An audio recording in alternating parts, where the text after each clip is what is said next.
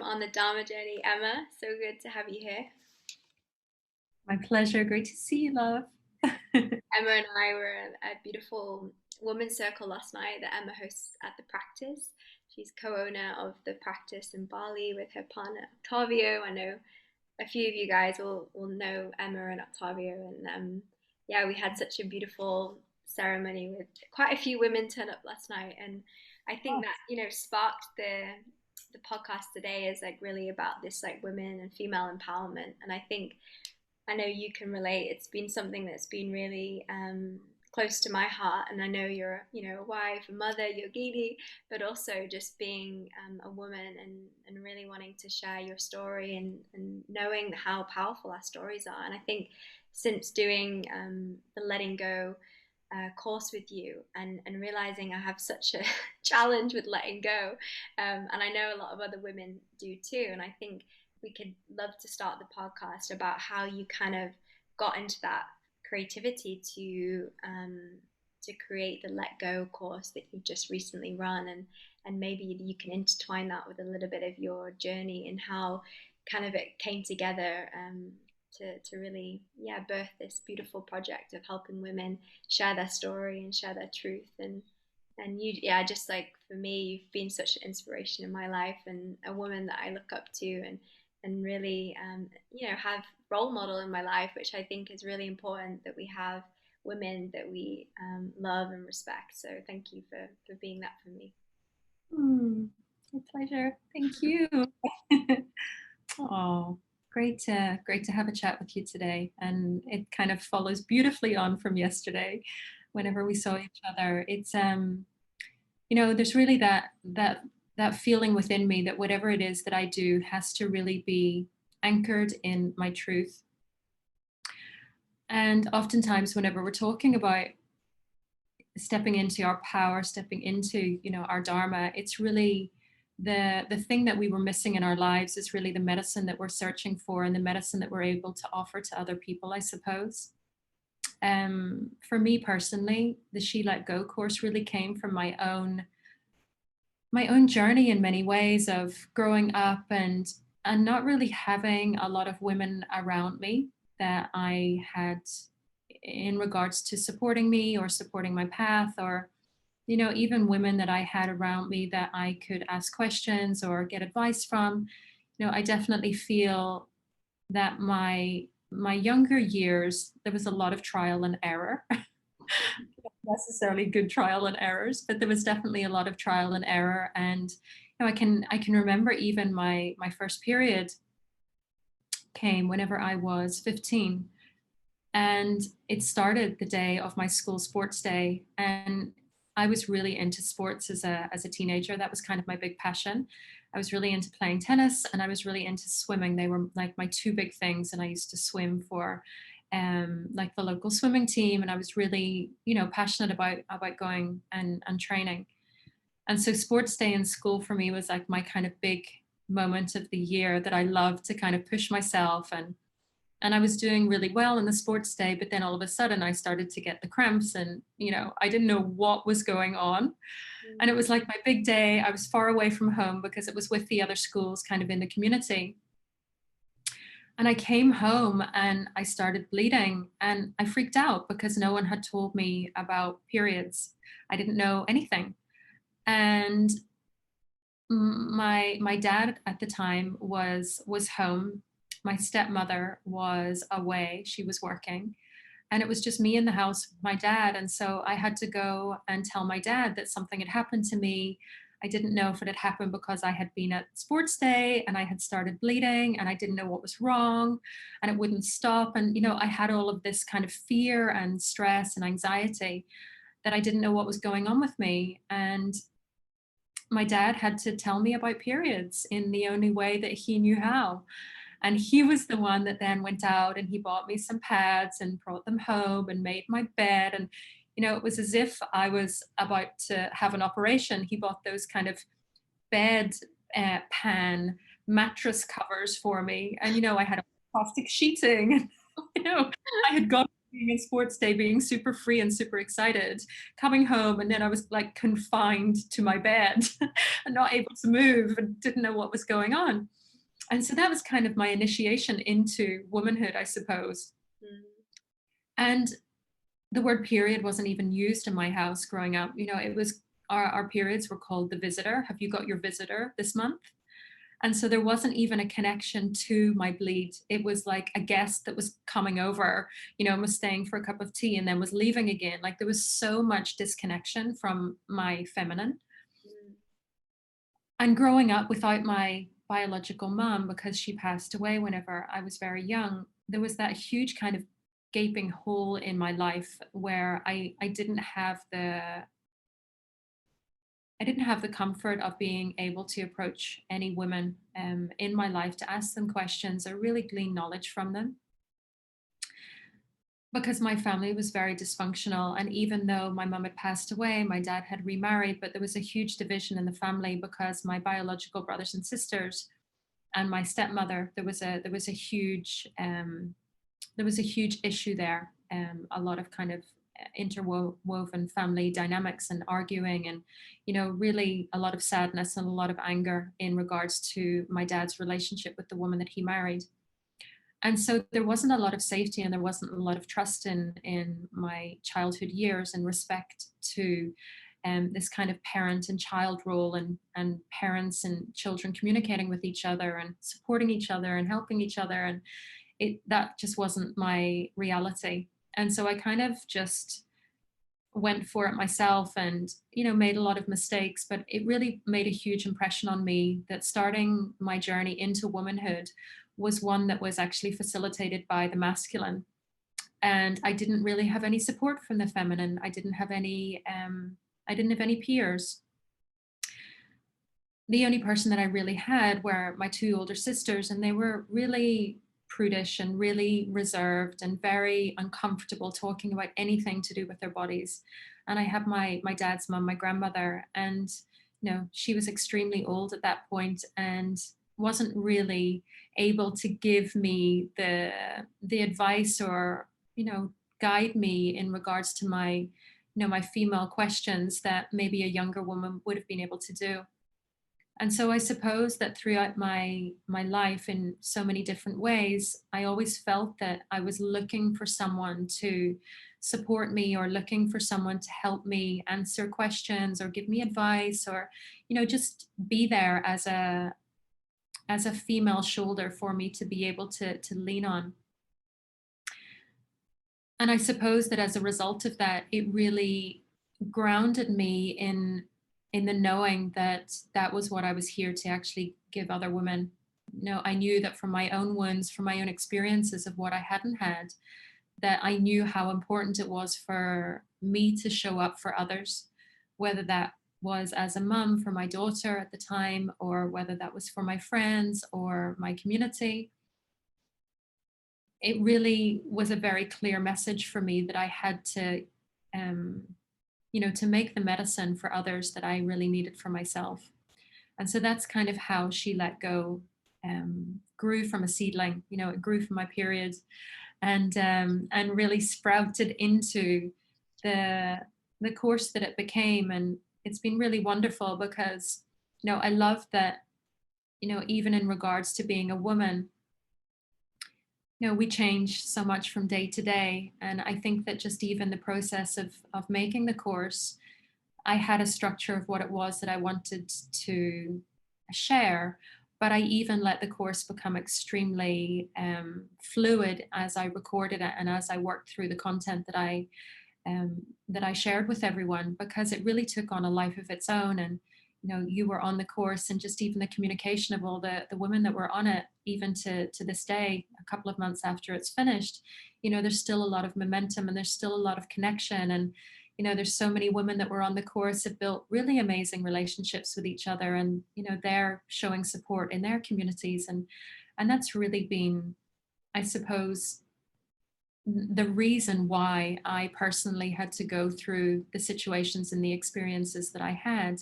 Because if it wasn't for that, then I wouldn't have had that drive or that spark of knowing that that's what a lot of women were lacking too and really needed support. And so that's kind of been the journey. That's been the journey of me in whatever it is that I've done, whether it's, teaching yoga, or whether it's being a mentor, whether it's being a friend or holding women's circles, or whatever it's been. It's always been that being in service for other women so that they would always feel like they had someone. And that's really where my dharmic path has really grown and evolved, and that's really the journey for me. Mm.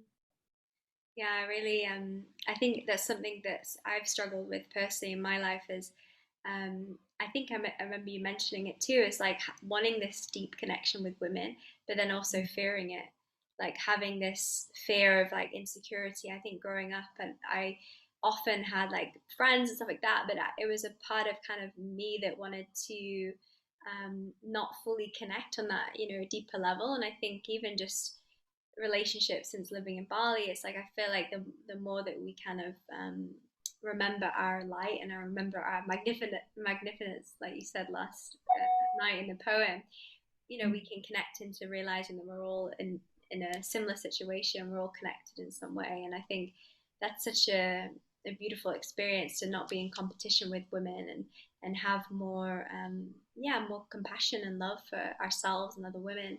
I don't know if you're in your life, if you've struggled with being like, is there anything you've really struggled with being a woman, like in terms of, I know you've been solo parent for a lot of the time, or any experience that you kind of like a lesson that you've had to go through to be where you are today, and yeah, be that kind of pillar of grace and love that you are right now. Obviously sometimes it doesn't happen overnight, does it? No, it's true. Yeah, absolutely. There's been many, many situations. I think you kind of touched on it there whenever you were talking about, this affliction of jealousy that we have within our lineages, actually. And I feel like it's especially prevalent at the moment, that I think as women, there is so much competition between us. There is this fear of not being as intelligent, or not being as slim, or not being as pretty, or not being as educated, or not being as successful. We grow up with a lot of competition between us because there's so much separation in our childhoods. We didn't grow up in community where the women were all sitting together. They were helping each other, supporting each other, giving each other advice, helping each other give birth, supporting each other through our periods. I really feel like we have lost that sense of connectedness as a result of the separation of the community. Mm. Having that in times past, I really feel that really cultivated connectedness within women. And as a result of us separating, with the way society is today, we live not necessarily with our families anymore. We leave home whenever we're 17, kind of racing to get out the door to be independent and be on our own. And, I've got all the answers and my parents don't know nothing. And, there's this real kind of vibe that we can do it all. Mm. When in actual fact, then we start to get a little bit older and we start to realize that there was a huge depth of wealth within having a community. And I really feel then that there comes the point then where women start to see each other as competition rather than as a sisterhood. And I definitely have dealt with my insecurities. I've definitely dealt with my jealous tendencies uh, over the years. I think that was definitely exacerbated in the fact that with my first husband, he left me for another woman. And it was almost that I needed to feel the biggest pain I feel in regards to um, my feelings towards another woman for me to actually be able to transform that. So really for me, the biggest injustice that I could ever feel from another woman is being chosen over by another woman, by the person that I had married or by the person that I fell in love with. And so it was almost like the universe had to give me the biggest mountain to climb in regards to love and forgiveness and acceptance and connectedness with another woman. And it happened for me. I it took me some years because I really despised the woman initially that my husband had left me for. And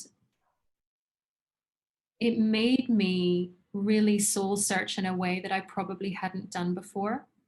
And it really made me connect into really the essence and, my own moral compass, my own moral code, my own dignity, actually, more than anything else. And this real understanding that it wasn't about her and that it wasn't about her looks necessarily, because in actual fact, her and I were kind of carbon copies of each other. And so I knew that it wasn't about that. It was really, a much deeper conversation in regards to, my dharmic pact with my ex-husband and what it was that I had to learn and what it was that he had to learn. And I really feel like it needed to come in the form of me growing from this situation. And over the years, slowly, slowly, slowly, I eventually created a relationship with the woman that he had the affair with, and her and I now are really great friends. To the point where she was going to come over to Bali before COVID and come to one of my retreats. And I was just speaking to her yesterday. Oh, And fast forward 12 years, and here we are. And she's married to someone else now, and I'm remarried. And in actual fact, it was the biggest healing journey for me, because I really felt that there always would have been that question mark over jealousy for me in regards to other women. But it was almost as if the universe gave me the most difficult mountain to climb for me to really be able to surrender and know that deep forgiveness and deep connectedness between women is really the medicine that we all need, and that really has the power to transform all of these afflictions that we feel, and these problems that we face, and these comparisons that we continually are faced with in our lives, and especially now more than ever. And so that's been hugely liberating for me, because there's that part of me that now knows, yes, okay, there might be a feeling of jealousy when I walk onto the beach and, I see someone who is looking amazing on the day that it's maybe a couple of days before my period and I'm not feeling so amazing. yeah, I know that one. And you get that, oh my God, like I should have stayed home today and not come out onto, a Bali beach. But, that's part of life. And it's really that knowing that someone else's beauty does not diminish your own. And someone else's radiance does not diminish your own. My grandmother used to always say to me, look at the garden, it's full of so many beautiful flowers and they're all supporting each other. You're not looking into the garden and seeing one flower in particular. You're seeing, the interpretation of all of nature growing together and giving us this beautiful picture in front of us, and smelling all of the scents together. And, that's really a lovely way for us to look at female communities and women in general. We're there as a beautiful representation in our own way, but also that supportiveness. A bouquet of flowers is much more beautiful than, a single flower.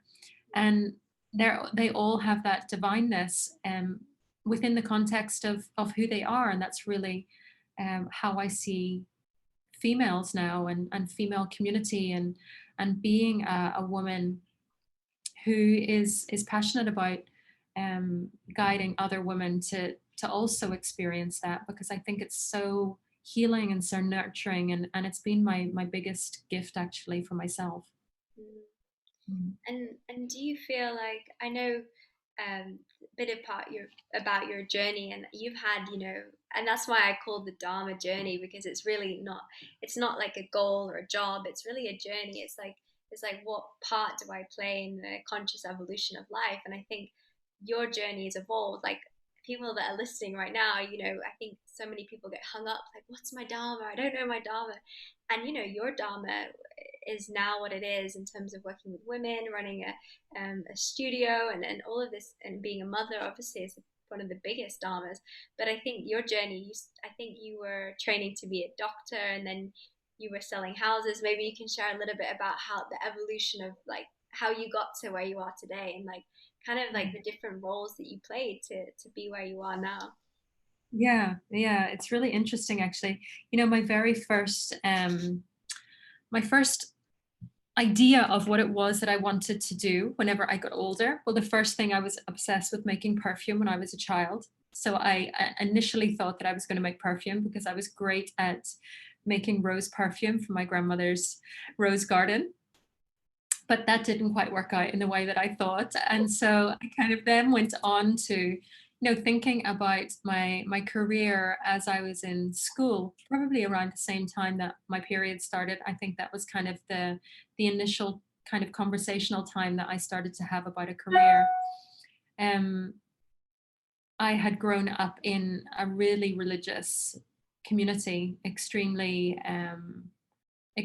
strict Protestant Christian upbringing, where you weren't allowed to wear trousers. I didn't wear a pair of trousers until I was 17.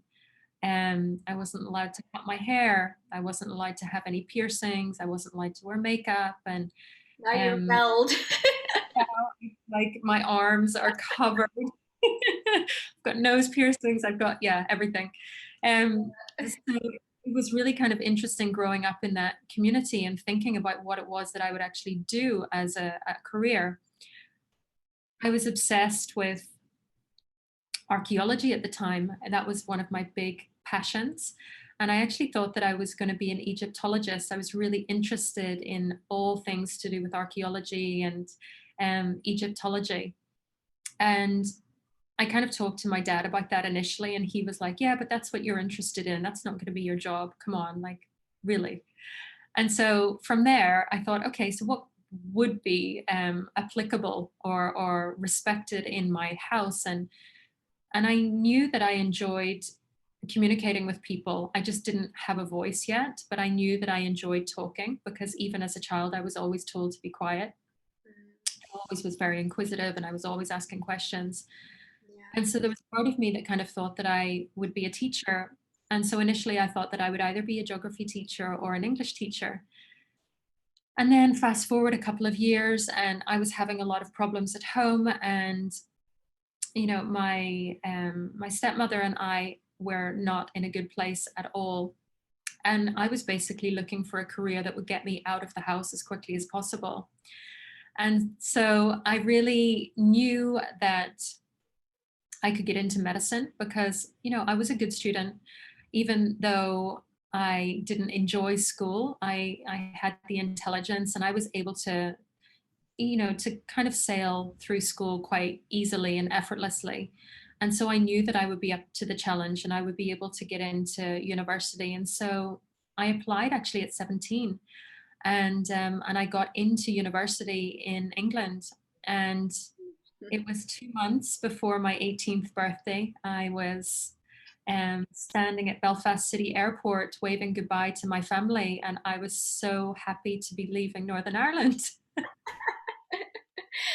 Oh, yeah. Finally, I've Feeling. got to get out of here because it was so conforming for me. It was so against who I was. And it was difficult though, because my dad stood at the airport that day and sobbed and begged and prayed for me not to leave.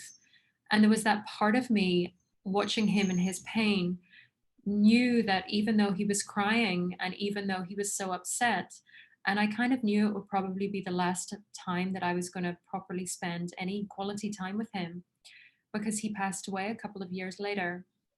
Um, but it was that intuitive part of me that just knew that I had to go, that I knew that my place was not there. And I knew that there was something bigger inside of me that was stepping me into, the next part of my journey.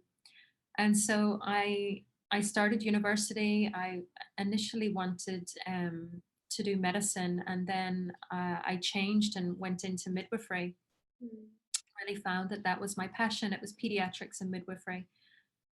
And so I was at university, and then I fell pregnant with my daughter. The year after my dad passed away, or not even a year after my dad passed away. And and that really changed things hugely for me, because not only was I then thinking about my career for myself, or thinking about what it was that I was doing for myself, it became a much bigger conversation about how can I support another person, and how can I step into my power in regards to my career as a mum, and also trying to juggle everything at the same time. And so I worked within the medical field then for another couple of years, and really realized that that was something that I had done for other people, that I had done it really as a Willy Wonka golden ticket to get out of Northern Ireland. And I had done it because my dad would let me go, because it was something that he agreed to. It was like, okay, so if you're going to go to university and you're going to go and study, midwifery, or you're going to do medicine, then that's okay. That's allowed. And so I kind of did it for those reasons more than anything else. But I actually knew that really being in the hospital environment for me was so suffocating. It was so uninspiring for me, because there was so much of what was happening in the practices. And, I could see at that time, even though I didn't have so much awareness about it, but I could tell that what they were giving people, or what they were advising people to do, was really not what was right for these people. I really didn't agree with medicating people in the way that they were being medicated, or keeping people within the system of medicine in the way that they are encouraged to stay in.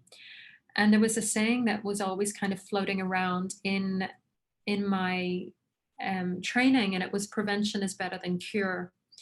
And I really believe that wholeheartedly. And I believe that if everybody in medicine had that as the bumper sticker on the top of their computer, that our medical profession would look a whole lot different. And so I moved away from medicine, and, really tapped into my creativity more. I had been working in graphic design whenever I was at school. For my last couple of years, I worked in a graphic design studio. And again, my dad didn't think that that was a good career choice because, that was in the day pre mobile phones and pre, home computers. Even you had a computer at work, but you didn't even have something at home. And so he didn't think that it was going to last, the graphic design, thing. So he kind of told me that I should move away from that as well. And then my creativity in my 20s then really came to the surface, and I really knew that it was something that I was very passionate about. And I started to become really interested in investing and in property, and that became like a huge passion for me. And so I started to do a lot of interior design and renovations, and yeah, complete renewals of properties, from skeletals to having a finished product for someone to move into. And the London property market was a huge booming place at the time. And, I was very, very happy and very, successful in what it was that I did in property. And I loved it a lot. And that was really the course of my life then for around the next, I would say at least 10 years. Actually, no, probably around 13 or 14 years. And so I was buying and selling property, renovating it, completely redesigning it, furnishing it, and then selling it on and flipping property. And it became like an amazing way for me to be able to make money, because I really realized that a lot of people didn't have a vision, and they kind of wanted something that was made for them to just walk into and put the keys down in the bowl and have this amazing space to live in. And so I really saw the niche in the market for people who wanted to do that. And this was all kind of coinciding with my yoga journey, which was always something that was bubbling along next to what it was that I thought I could make money from. But I started practicing when I was pregnant with Maya and went through all of kind of the ages and phases of the yoga world. I was, Bikram and Ashtanga and Jiva Mukti, and I kind of, hit all of the bases. But it was really Hatha yoga that had the connection for me that really felt authentic. And I can actually remember in my very first teacher training that I did way back in the mid 2000s, I can remember my teacher at the time saying to me, you're going to be an amazing yin teacher. She said, just even the sound of your voice. And this was not a yin training, this was a vinyasa training. And she was like, you're going to be an amazing yin teacher. And I can remember at the time thinking, but I want to teach vinyasa. But it really stuck with me. And she said to me, I can see that you're going to have a studio, and that will be something that you'll really, have your niche in. And I kind of thought it as a kind of a passing comment. And it wasn't until actually a couple of years ago that I remember that conversation. And so there was that part of me that knew how easy it was to make money in a certain profession in regards to property. And then I saw a lot of yoga teachers really struggling and really, working so hard, teaching classes 4 and 5 and 6 classes a day, 5 and 6 days a week. And there was that part of me that thought, I want to be a yoga teacher, but I don't want to have to put myself through that. It didn't feel like it was sustainable for me. And so what I started doing then was teaching, but not teaching for the money. I started teaching because I loved to teach and I wanted to connect in with people. And I had a message to share. And so it really helped me in regards to moving into, my dharmic journey even more, because I didn't come from a place of lack as a teacher. I came into my yoga practice from a place of knowing that yoga was really about a spiritual practice rather than a physical practice, because I started whenever I was pregnant as a way of connecting in with my baby. And it really, became hugely synchronistic, developing property. And then I went on to start a jewelry brand, which was another continuation of my creativity, because I was traveling a lot. I was sourcing a lot of furniture from various places in the world. And I was always picking up trinkets and traveling and bringing jewelry home actually from places that I traveled to. And a lot of my friends would say to me at the time, they were like, oh my God, where did you buy that? And where did you get that? And oh my God, I want one of those. Pick one up for me the next time you're there. And there was this part of me, and I was thinking, people like the stuff that I like. And that kind of was the little droplet, that aha moment that I had of, okay, so if they like what I like, then maybe I should start making stuff that I like. And that's kind of where my jewelry brand came as a result of that. And so all of these things that kind of have happened to me, they haven't been me sitting down with a whiteboard, like strategizing what my life was going to look like. It all just started to unravel, and really seamlessly and effortlessly, they all started to actually seem very disconnected. But over the years, I've realized how connected they were. And as a result of being able to teach in the way that I wanted to and not being pressurized into teaching for the money, the universe paid me back so beautifully, because I got some amazing teaching gigs. I was living in Ibiza then at that point, and, working for some fantastic retreats, one retreat in particular that really was so supportive. I was teaching 4 or 5 classes a week, meeting the most amazing people. I was totally kind of my own boss in regards to the yoga part of the retreats. They were a retreat that they ran for most of the year, and it really was just like the catalyst that I needed. And it gave me the confidence as a teacher that you didn't need to really be, scraping your knuckles on the ground as a yoga teacher to be able to be fulfilled and happy. And that's really how the journey started for me. And it ended up meaning that financially I was able to support myself. And then all of a sudden the yoga really started to take off in its own way. And I was able to live comfortably from teaching yoga and also through my jewelry brand. And so the property business actually became less of a thing for me. And I actually started to settle in my properties a little bit more, because I would move into a property, live in it, renovate it, decorate it, and then I would move on. I would sell it and then I would move on. And so, there was this kind of gypsiness within me that I was always going forward Yeah. and creating the dream for someone. And then I was moving on to the next dream because, as we know, dreams are never the same and they continually evolve. And that was part of my journey as well, knowing that my dreams had to keep on growing, they had to keep on changing. And it kind of led me to where things are today. I'm able to support myself, and I'm able to support my life and my vision through now solely teaching and mentoring, and still of course making jewelry. But I've been in this one property now for the last few years, and I've got no intentions of selling it yet. So No. it's Well, it's beautiful. And I think you also are, I think someone told me, I went to a wedding with you and a friend of our mutual friend, and you were, I don't, what's it called? The regist, what's it? yeah, I was Yeah, celibate. Yeah, so I was like, how many roles does this woman have? I'm laughing because I'm very vast.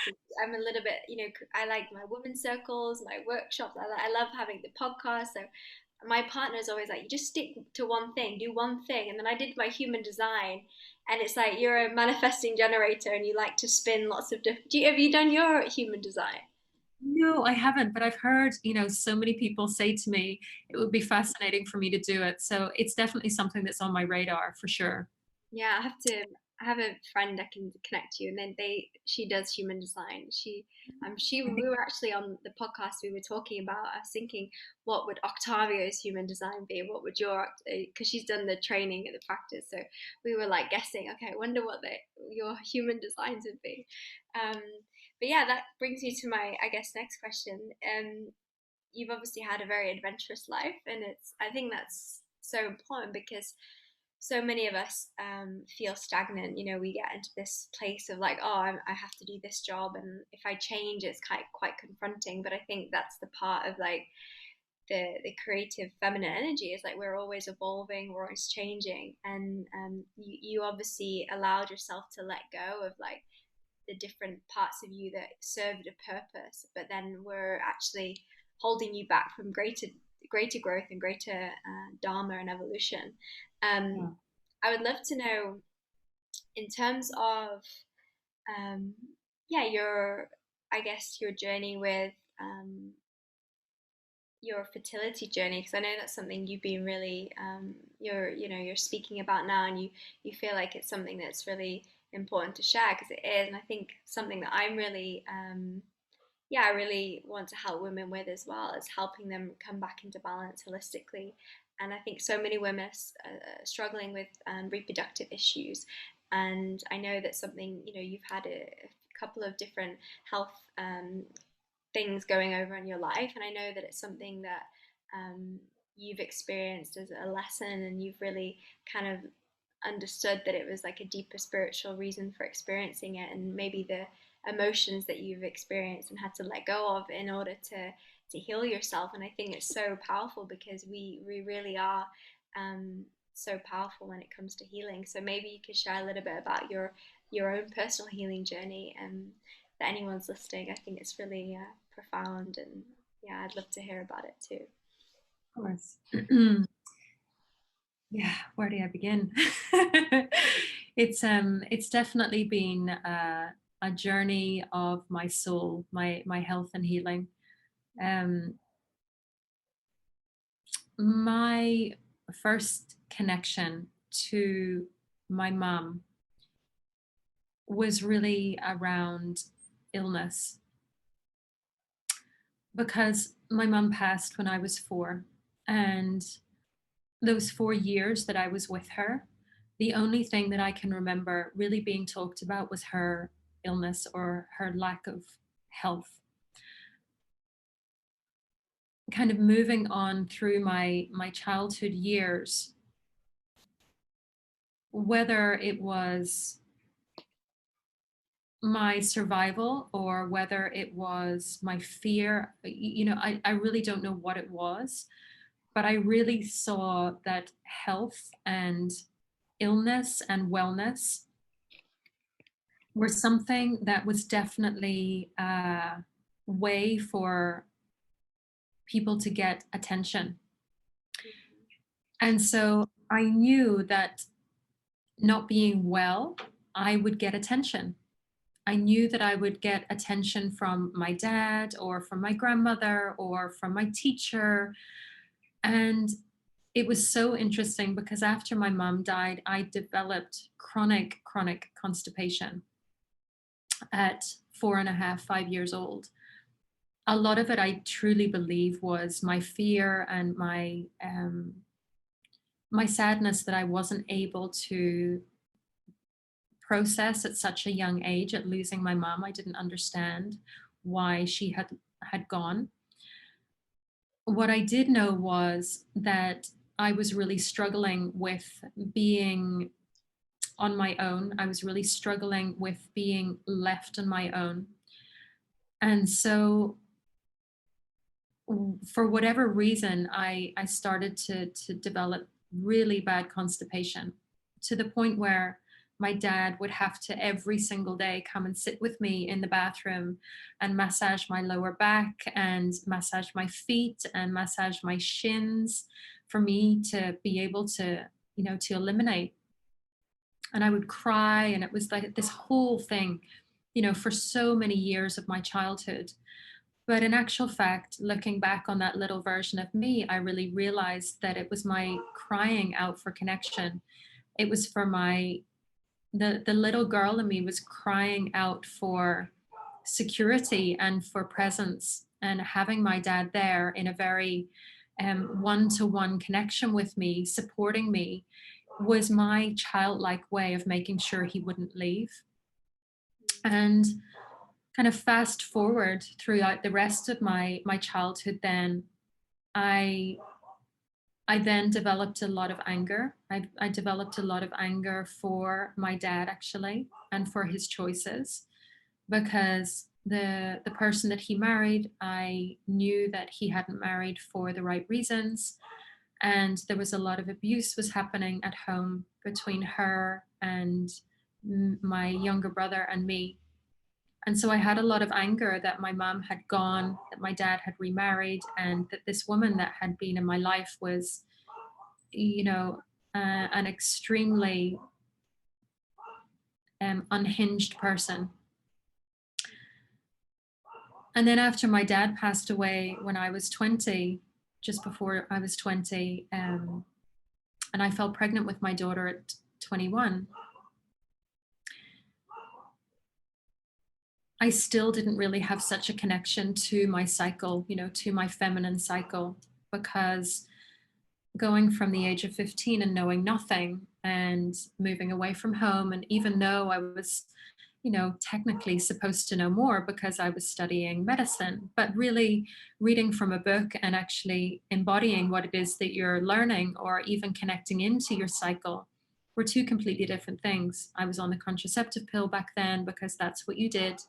There was no other real option. It was like, okay, so whenever you're sexually active, you go onto the pill, and that's what you do. It's the only thing that's going to keep you protected. And of course, it didn't. And I fell pregnant while I was on the contraceptive pill. And Maya chose to come through in a way, the only way that she could have done, with all of her bells and whistles.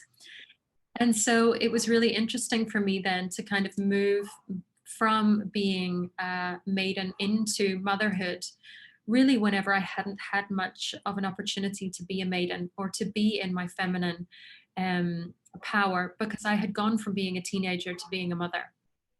And the few years that I had in between were heavily dependent on, doing drugs, going out and partying with my friends, being at university, burning the candle at both ends, and basically being so happy that I was away from Northern Ireland that I just wanted to party every day.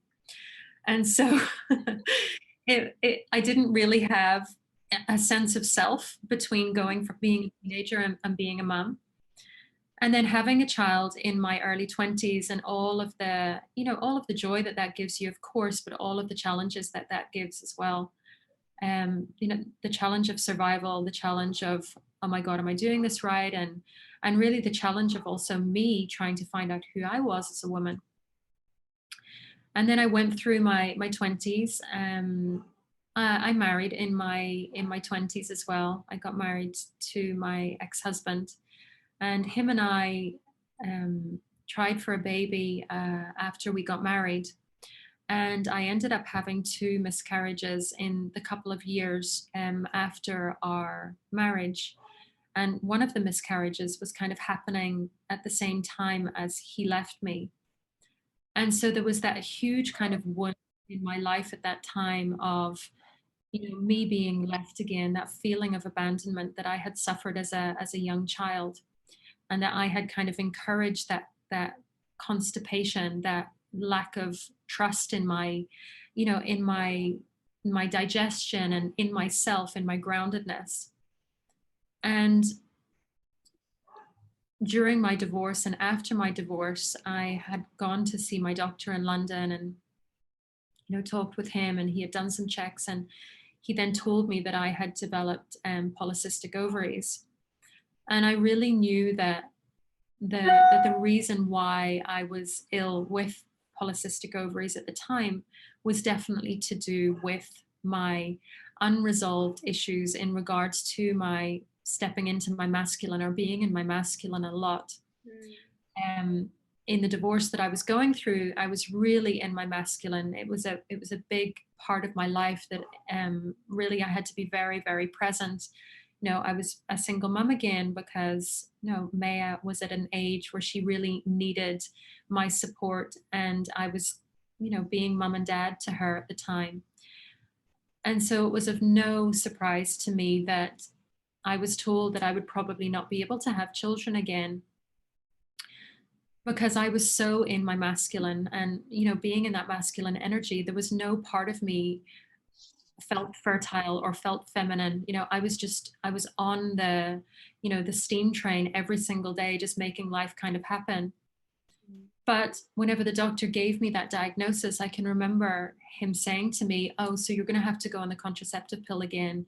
That's the only thing that's going to clear this up. That's what you need to be on.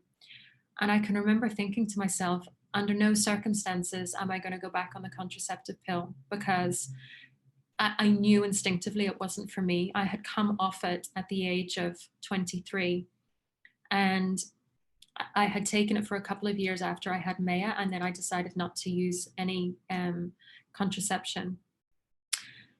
And so I knew that taking the pill was not for me. And so I said to him, I said, I'm gonna change this. I'm gonna reverse this. And he was like, okay, sure, like come back in 6 months and we'll check again and we'll see how things are. And I didn't come back in 6 months. I came back in a year and a half, and my polycystic ovaries had completely gone. Like I was completely free. And I had made a major change in my life. I had really started to see life differently, which was the major thing that happened to me. I started to, really surrender into life rather than resisting it, and seeing it as life was happening to me rather than for me. And my practice changed. I started to completely change my diet, even though I was vegetarian at the time, but I wasn't eating well being a vegetarian. I was eating out at restaurants every single day. I was always eating out. There were always other people preparing my food. I was drinking alcohol at the time, not excessively, but I was definitely drinking more alcohol. I had a lot more fruit in my diet at the time. I had a lot more gluten in my diet at the time, and I completely eradicated all of that. And I really got so clear about my body and my fitness and my health. I ran the London Marathon during that time, actually, just as a way of me proving to myself that I could do anything. And so I did it. I ran the marathon. I completely eradicated my PCOS. And I was eating, really kind of formed around the GI diet at the time, like low glycemic index was really formed around that. But it really worked for me, and I ended up, being super healthy and super happy as a result of taking my power back. And I went back to see my specialist at the time, Dr. Gibb, and he was completely, bowled over. And he said to me, "I'm writing a paper about your case because I can't believe this happened." And that really gave me a lot of confidence to know that I had the power to be able to heal myself. And then continuing that journey on, a few years later, I fell pregnant with my son, Noah. And, he was my little miracle at the time. And he just is another little human who needed to come earthside. He didn't care what the situation was, the timing, or anything. He just needed to be here. And so I knew that my journey in regards to my health and healing was necessary for him to come through. And I really understood that I needed to take that power back of my own health and wellness to be able to give my child, the opportunity to be able to come earthside.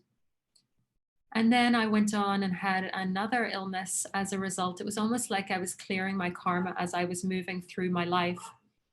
And whenever I was pregnant with Noah, I developed, I have a scar here now on my chest, but I developed a huge wound here on my chest, my heart chakra. And I went to the dermatologist in Ibiza where I was living at the time, and I talked to him about it, and he said, "No, don't worry about it. You get these skin lesions when you're pregnant. It's going to go away after you have the baby. Don't worry." But I would get in the bath, and I would even lie in the bath in the evening, and the water touching my skin burnt me like someone was putting a cigarette out on my skin. And this was like lukewarm water. And I can remember thinking, this is not a skin lesion. There's something going on here. This feels unfamiliar to me. I haven't felt this sensation in my body before. And I went to London to see some friends during my pregnancy, and I went to the Lister Hospital there, which is a cancer hospital. And there was that intuition, there was that part of me that knew that I needed to go and see someone else and ask for a second opinion. And I went to see my doctor there, and he said to me, he said, "Look, I'll be honest with you. Now is not the time for us to have this conversation because you're pregnant and there's nothing we can do about it." But he said to me, once you've had your baby and you're feeling back to, more normality, he said, "I'd really encourage you to come back and see me because this is something that we need to address." And so I did. I had Noah, and I was feeding him myself to begin with. But as he was on me and feeding, his little hands, constantly as babies do, they are touching their mum's skin all the time. And so I ended up having to have a big dressing on here and wear it on my chest because I couldn't even feed him without him constantly scratching this sore. It was like the wound that never healed. It never formed a scab or anything like that. It was just an open wound all the time. And so I realized, my intuition told me that he was telling me that I needed to do something about it. He was constantly reminding me of what it was that I was not addressing.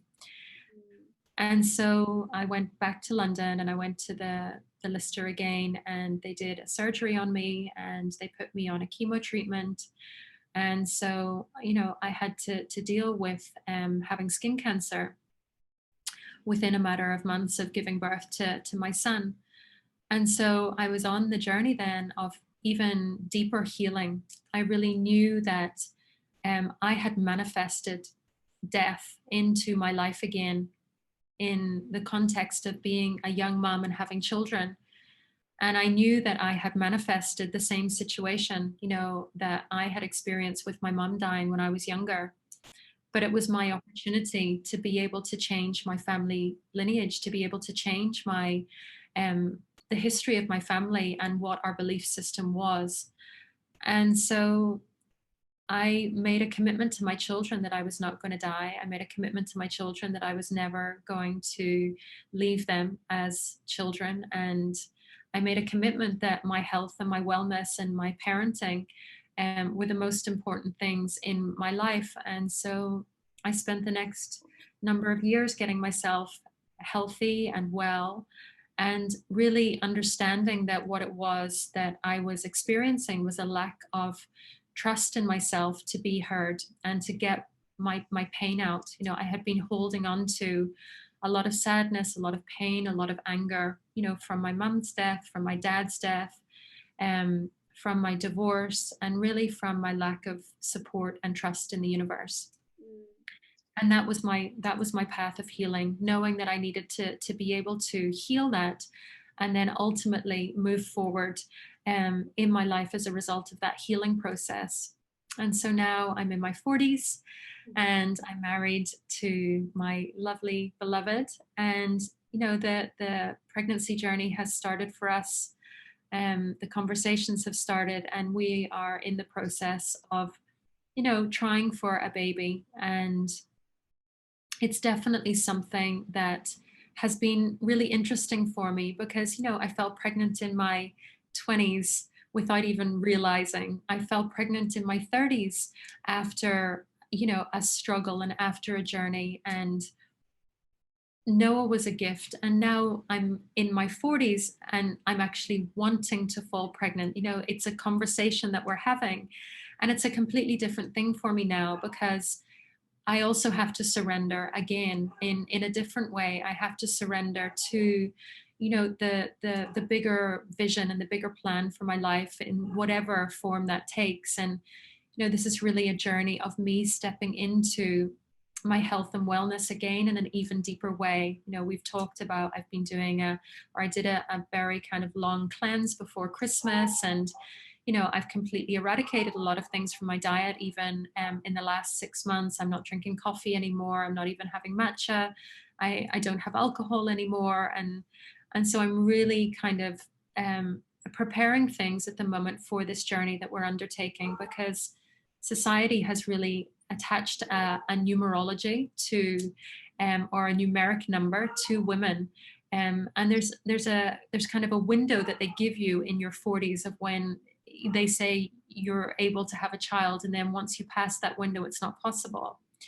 And so there's that part of me, whether I believe it or not, there's that, you know, little kind of demon on my shoulder saying, but this is only possible if you're within, you know, this age range. And I'm really trying to move beyond that, and really trusting that I've had two children that have come in the most unexpected times of my life.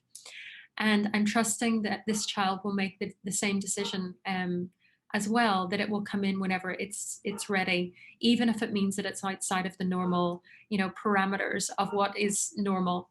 And so that's really the journey that I'm on at the moment. It's that journey of surrender and deep trust, and also deep knowing. You know, I know there's a baby there coming into our lives, but I have no understanding of when that time will be or how that will unfold or how it will happen. But I just have to trust that whatever is meant for me will always find me, and will never pass me by. Mm. Yeah, I remember in the let go course, and you said something, and you know, I think we've had a very similar experience growing up, a little bit different, but you know, I think we can all relate to each other, and I definitely see where you know, when we see ourselves in each other, and it's Yeah. for me, I remember you said something that was like, I know that I will never have to go for without, and the universe will always support me. And you said it with such shakti and such conviction, and I was like, whoo, because that's been something that I've always had, you know, a challenge with, I think. And for me, and that's the story that I need to let go of because I kept holding on to it, you know, and it's part of my family lineage, like not having enough, not being enough. Mm. So when I heard you say that, it really sparked in me that that, you know, that potential that we all have within us to create the life that we want and have the beautiful house, have a beautiful partner, have beautiful children, and you know, and then live in a conscious way of living. And that's something that you really embody. And I hope the women or whoever's listening this episode can also get that yeah, that authenticity from you, that you really live your dharma and your truth. And I think that's something that we all need to step into to really live an auspicious life. Totally. I think there's also, you know, just one final point about that is we almost become so fixated with how it should look. You know, whenever we're growing up and we think, oh yeah, by the time I'm in my early 30s, I want to have my husband and my family and my, home. And I suppose for me, the biggest lesson that I have probably had is you can have it all. Like you can have everything that your heart desires. You just have to be open to the timing of it, because forcing something to happen um, in a timeline that is not meant for you is really painful. And so really that surrender and that deep trust in the universe that I will always be supported, whether it's financially, whether it's emotionally, whether it's spiritually, that deep trust that I will always, always be supported, and that what is meant for me in this life will always find me. I even refer to meeting my husband. I was 39 years old whenever Octavio and I got together. I had 2 kids. I lived on the other side of the world. And, if you're thinking about, someone's dating profile, that's not necessarily like ticking all the boxes of the potential partner that you're looking for. And yet here I am, deeply in love in the relationship of my life. Extremely happy. My kids are thriving. We're living in, as much as you can call Bali paradise, it is paradise. Doing something that I love doing, fulfilling my dharmic journey, and really, if I had have thought at 21, okay, that will happen, but it's not going to happen until you're 39, I would have been devastated. But that was part of my journey. I had to go through all of those experiences to really know that I could have everything. I just needed to be patient, and I needed to be enjoying the journey. It wasn't just about the end goal, as you said before. It was knowing that every single step that we take of every single day, has intention to our future. Yeah. Yeah, and I think that's the part that I definitely took from you, is that ceremony, that ritual, even if whether it's making a cacao or going to the beach or being present right now in this podcast or in the women's circle. I think really for me that is purpose, is being so present in the moment to what's arising.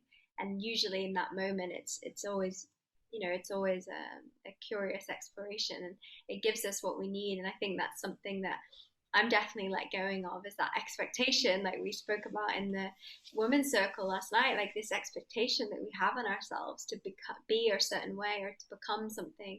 And in that process of like searching, we actually miss what's right in front of us, which is this beautiful connection and this, hopefully, inspiring some people that are listening to also stand in their truth and to share their story, and know that your story is so powerful, and it can really touch people's hearts, which I know it will. Thank you, love. I would love to, before we end, I know we have 2 special things I'd love to talk about. Is first the Bali Street Mums, because I know that's something that it's really close to your heart, and the practice's heart, and I think it's such a beautiful way to honor them, and obviously honor, Mama Bali, that we have the blessings to live in this island. So maybe you can share a little bit about, we're gonna donate this episode to Bali Street Mums, so we're gonna put Emma's or the practice's donation link, and if you guys like love this episode and feel the call to donate, then you can donate to the Bali Street Mums, and maybe you can share a little bit about the Bali Street Mums. Thank you, Brian. That's an amazing gift. I'm sure they'll be so happy. Yeah, the Bali Street Mums is a charitable nonprofit foundation here, run actually by a lady from New Zealand. Her name is Kim, and she set up the Bali Street Mums really as a way of going into especially Denpasar here in Bali, the major city here within the island of Bali, to go in and help women who were either victims of sexual abuse, or were being trafficked by their husbands, or were being sold into the sex business here. And also for those women's children who were either begging on the streets to get money, or were being sold into sex trafficking, or were making money for their families through some kind of painful sexual situation. And so Kim decided to open this foundation as a way of offering support and guidance and food, actually, initially for these women here in Bali. And then she has been able to, thank God, by the grace of God, be able to invest in renting a property here now. I think she has it for at least the next 10 years. And it's a safe house for women to be able to come and live with their children if they're living in situations of domestic abuse, or if they're living in poverty, or if they're living in a very extreme violent situation at home, or suffering from sexual abuse. So they can live there. Their children are educated. The mums are given a skill set of learning how to make various products, various gifts for the tourists here in Bali. And so they were given the opportunity to be able to make money in a legitimate way. And so really everything that Kim makes, I know personally, goes straight into, the bank of making food, paying the electricity, doing all of the things they need to do to give these women an amazing support. And I was there a couple of weeks ago, and I think at the house at the moment there are 50 people. So there are 50 women and children, and they're supplying food and shelter and clothing and education, everything for them. There's a security guard, because oftentimes the traffickers come in and try and steal the children from the safe house at night. And, it's really an amazing charity. So if you feel compelled and want to donate, Kim would be absolutely thrilled. It's the Bali Street Mums charity. And yeah, I can vouch that every single penny that is given to them goes to an extremely worthy cause. Yeah, we have a monthly circle with she also hosts a women's circle at the practice. So if you are in the Bali and you would like to come have some sisterhood connection, we have makes this incredible cacao, and we have this beautiful circle, and all the donations to the cacao that she makes goes to Bali Street Mums. So if you're ever in Bali, come join us. It's such a beautiful, beautiful gift. Yeah. And last but not least, is there anything else you want to share? Or I know I would love for you to share one of your beautiful poems. Emma's, woman of many talents, but I think something that I really love is your poems, and I often share them in my women's circle and always credit your skill finding, because you have such a great poem list. So maybe you feel like you could share a poem with us today. Sure. Maybe it's the English teacher in me that never manifested. Yeah. I love them. It makes me feel happy when you read them. Aww. Okay, well, because you touched on it earlier, I thought we would read the poem called You're Magnificent. Okay. So enjoy. I will tell you so that you are clear. You are sacred and you are beautiful. You are magnificent. You may need to make amends to another in order to feel strong about forgiving yourself for what you're holding on to. You may need to listen. Do what you must do. Clear the path for a new way of being. Stay in recovery. Call in a professional to help with your health. Establish daily habits of exquisite self-care. They can be as simple as smiling at yourself and anyone you pass. Think of boundaries as the sensation of having a golden bubble around the body. It is filled with your own radiant light. Vitality comes from life force, which is, quite simply, the frequency of the miracle of life.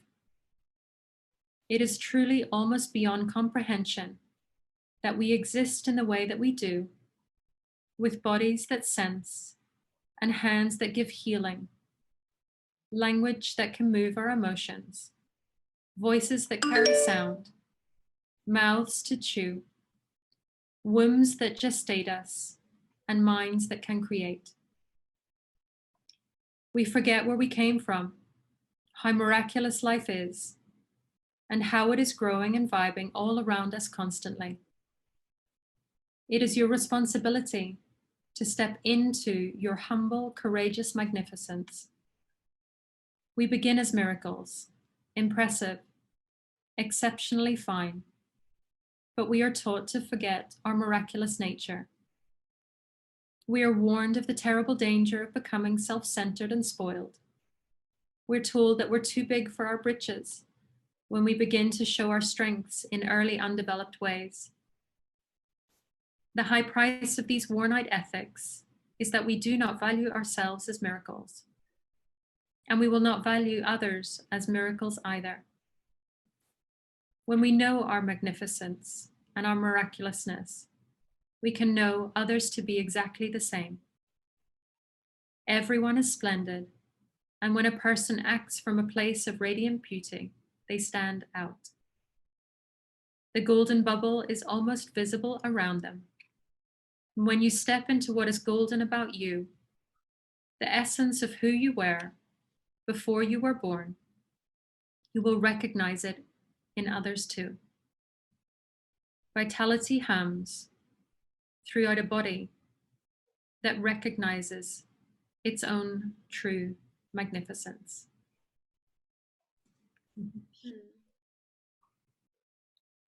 I hope everyone listening can feel that vibration of love. Absolutely. Thank you so much. Thank you so much. I love you so much. My pleasure. Love you too. Thank you for everything. Thank you for being the most beautiful and gracious host. And yeah, we will definitely. I'll put your links and everything so you can connect with Em. Maybe you want to do yoga class. I know you teach online and in person in Bali, and obviously you have a lot of offerings. You know, jewelry, mentoring. So I'm sure the people that want to reach you will find you. So thank you so much for your time and your energy and your story. Thank you, love. Great to see you. Thank you guys for listening, and we'll see you next week on the Dharma Journey. Thank you so much for listening to this episode. We hope you enjoyed it. If you want to connect with us, my Instagram is @BriarRoots, @the Dharma Journey. Please feel free to send us your favorite episode, and we'd love to hear your feedback. If you want to reach and connect with me further, I offer weekly women circles every Sunday.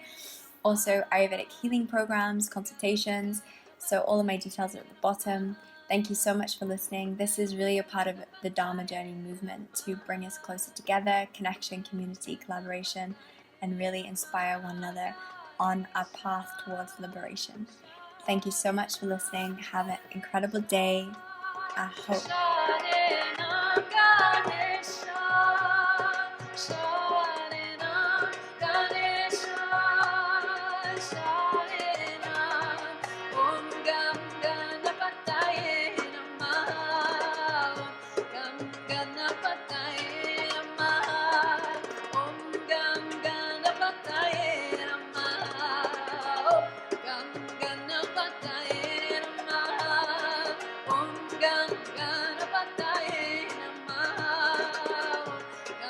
Gana patay